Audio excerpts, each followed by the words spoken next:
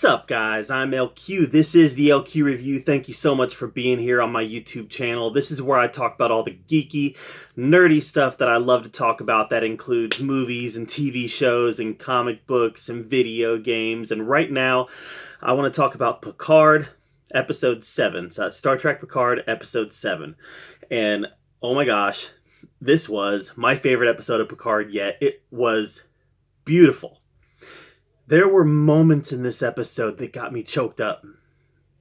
This was the nostalgia dump that I've been waiting for. The first episode had a lot of nostalgia in it, but this is like the dump truck. The dump truck pulls up and then dumps nostalgia and then it takes off again.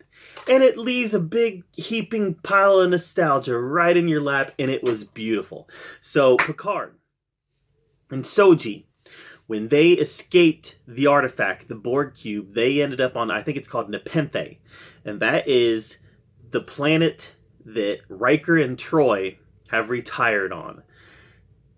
And I gotta tell you, I loved it. So we meet Riker and Troy's daughter, and she's fun. And she felt like her purpose was exposition a lot. Like, all right, she has to be there to help drive the story forward. I get that, but she was a lot of fun.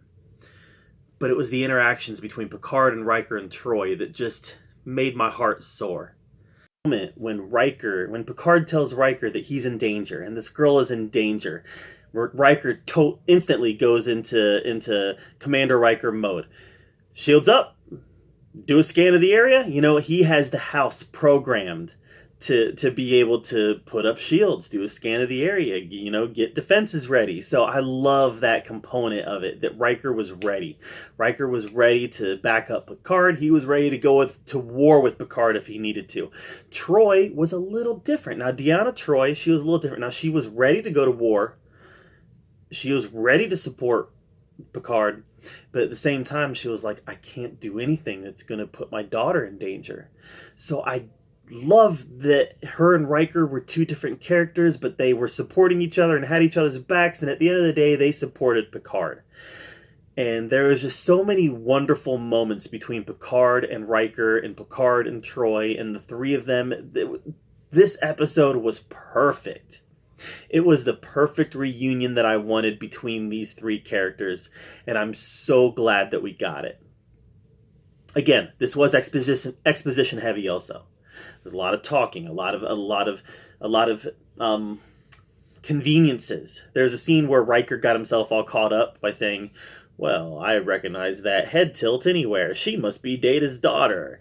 It's like, come on. I mean, did you really glean that from her?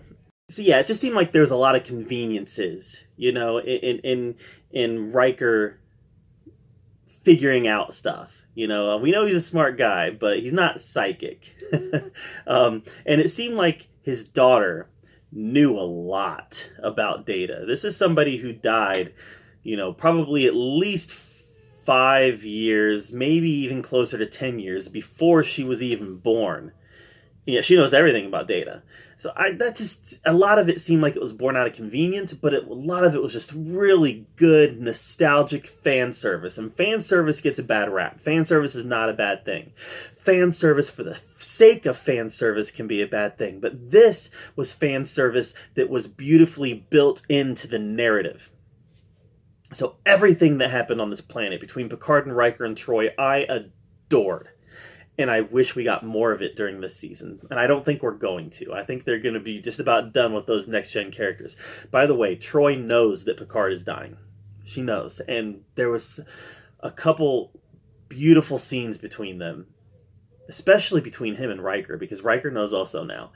And it almost felt like, at the end of this episode, it almost felt like two people who wanted horribly to say goodbye to each other. And they just couldn't. And, man, I just loved it. I loved it, I loved it, I loved it. And I hope we see these two characters on screen again, together.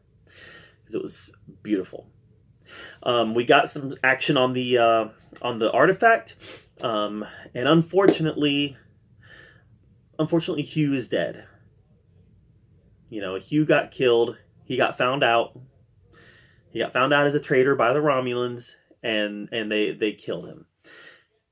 And part of me feels robbed by that. You know, Hugh is a character that goes all the way back to the Next Generation episodes, and this is somebody who I feel like they brought him back and it was a waste. You know, why did you bring Hugh back just to kill him 2 or 3 episodes later? It seemed like a waste to me. Maybe there's still more Hugh's story to be told via flashbacks, because Picard has been heavy in flashbacks. But it felt like a waste to kill him in this way. We'll just see, but we'll just see how it plays out. But overall, guys, I gotta tell you, I love this episode of Picard. I thought it was wonderful.